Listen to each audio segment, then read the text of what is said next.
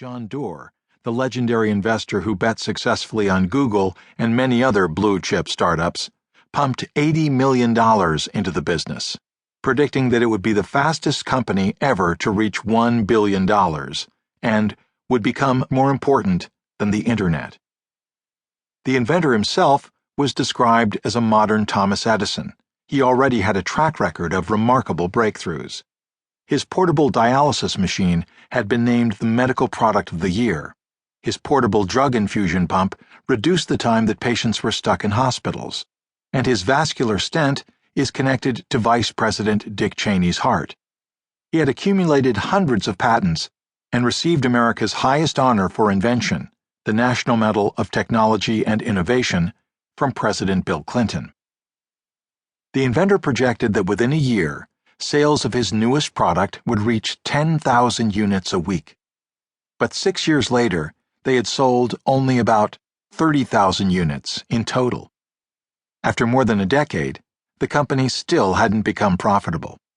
It was supposed to transform lives and cities, but today it is used only in niche markets. That product was the Segway, the self-balancing personal transporter. Time called it one of the 10 biggest technology flops of the decade. Segway as an investment was a failure, no question about it, Doerr admitted in 2013. I made some pretty bold predictions about Segway that were wrong. Why did such savvy business minds all miss the mark? Some years earlier, two entertainers got together to create a 90-minute television special. They had no experience writing for the medium and quickly ran out of material, so they shifted their concept to a half-hour weekly show. When they submitted their script, most of the network executives didn't like it or didn't get it. One of the actors involved in the program described it as a glorious mess. After filming the pilot, it was time for an audience test. The 100 viewers who were assembled in Los Angeles to discuss the strengths and weaknesses of the show dismissed it as a dismal failure. One put it bluntly, "He's just a loser. Who'd want to watch this guy?" After about 600 additional people were shown the pilot in 4 different cities, the summary report concluded, no segment of the audience was eager to watch the show again. The performance was rated weak. The pilot episode squeaked onto the airwaves, and as expected, it wasn't a hit. Between that and the negative audience tests, the show should have been toast. But one executive campaigned to have 4 more episodes made.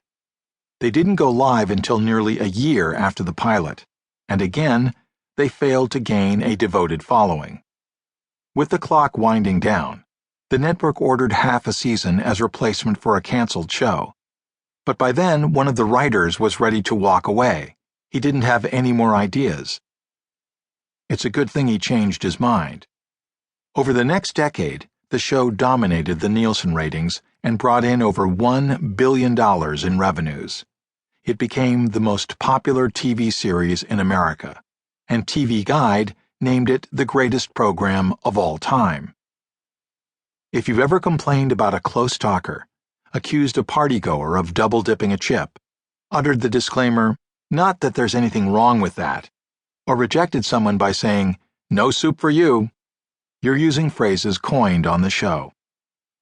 Why did network executives have so little faith in Seinfeld? When we bemoan the lack of originality in the world, we blame it on the absence of creativity. If only people could generate more novel ideas, we'd all be better off.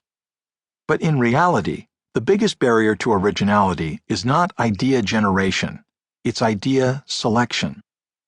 In one analysis, when over 200 people dreamed up more than 1,000 ideas for new ventures and products, 87% were completely unique. Our companies, communities, and countries don't necessarily suffer from a shortage of novel ideas. They're constrained by a shortage of people who excel at choosing the right novel ideas. The Segway was a false positive. It was forecast as a hit.